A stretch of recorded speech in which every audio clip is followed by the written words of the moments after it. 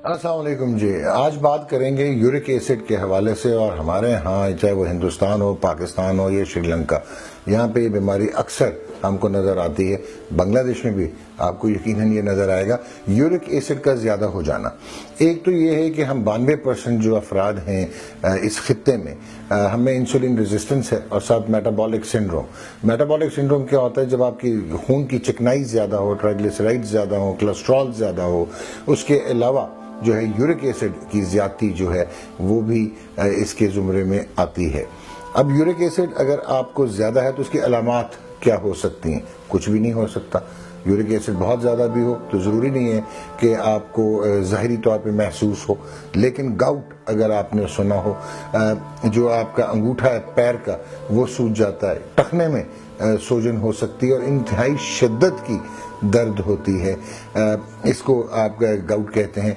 और ये गाउट ज़रूरी नहीं है कि पैर के अंगूठे या टखने में हो, आपकी कलाइयों में आप महसूस कर सकते हैं, आप हाथ के अंगूठे में भी महसूस कर सकते हैं, कई दफ़ा आपको कंधे पे भी ये दर्द महसूस हो सकता है।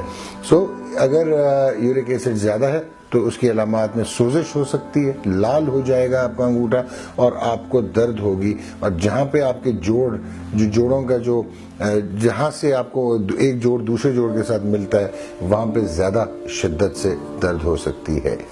अब यूरिक एसिड जो है वो आपके गुर्दों को भी इवेंचुअली अगर ज्यादती हो इसकी तो ख़राब कर सकता है। गुर्दों का आर्जा हो तो उसमें भी यूरिक एसिड ज़्यादा हो सकता है। जनियाती तौर पे यूरिक एसिड ज़्यादा होता है, लेकिन इसका बहुत गहरा ताल्लुक है खुराक से। वो लोग जो खुश खुराक हैं और जिसको हम रेड मीट कहते हैं, यानी कि बड़ा और छोटा गोश्त वो कसरत से इस्तेमाल करते हैं, उनमें इसकी ज्यादती जो है वो बहुत नज़र आती है। टमाटर एक ऐसी चीज़ है जिसमें बहुत ज़्यादा यूरिक एसिड पाया जाता है। पालक हो गई, दाल माश हो गई, अमरूद, इनमें बहुत ज़्यादा यूरिक एसिड की मिकदार होती है। इसी तरह अंडा बहुत आसान चीज़ हो गई। अगर आपको यूरिक एसिड बहुत ज़्यादा है, एक तो आपको अद्वियात का इस्तेमाल करना होगा, यकीनन तबीब से मशवरा किए बगैर आप ऐसा बिल्कुल ना करें। और हर 3 माह के बाद आपको अपना यूरिक एसिड चेक कराना चाहिए अगर आप इस आर्ज में मुब्तला हैं।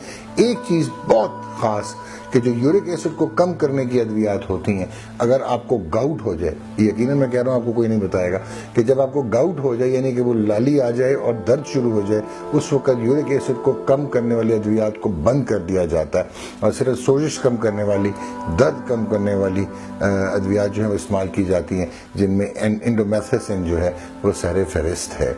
और अगर आपका यूरिक एसिड ज़्यादा है लेकिन अलामात नहीं है तो तब आप फिर यूरिक एसिड को कम करने वाली दवाइयाँ इस्तेमाल करेंगे। अगर आपको यूरिक एसिड है, मछली आप यकीनन खा सकते हैं, लेकिन आपको बड़ा गोश्त नहीं लेना, छोटा गोश्त नहीं लेना, टमाटर का इस्तेमाल नहीं करना, अंडा इस्तेमाल नहीं करेंगे आप, दाल माश, लाल लोबिया, अमरूद व पालक, इनको आप मुकम्मल तौर पे बंद कर देंगे। जो बॉडी बिल्डर हजरात हैं और जो वो बच्चे जो अब जिम जाते हैं, ट्रेनिंग करते हैं और वे प्रोटीन्स लेते हैं, अगर उनका यूरिक एसिड ज़्यादा है तो वे प्रोटीन्स बहुत मुख्तलिफ अक़साम में आती हैं। जो ज़ैंथीन के बगैर वाली वे प्रोटीन है, आप वो इस्तेमाल करें तो आप बेहतर रहेंगे।